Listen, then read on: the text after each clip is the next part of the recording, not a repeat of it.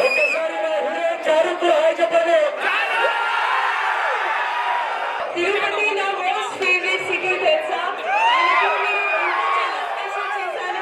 ఆంధ్రాలో ప్రతి city tour మేము మొదలుపెట్టిన తర్వాత తిరుపతికి వచ్చి ఆ వెంకట స్వామి డ్రెస్సింగ్ తీసుకొని తిరుపతి ప్రేక్షకులు ప్రేమ అభిమానం చూద్దామని మేమందరం కలిసి వచ్చాము. ఎలా ఉంది మా సినిమా? ఎప్పుడైనా చూడ చెప్తున్నారు.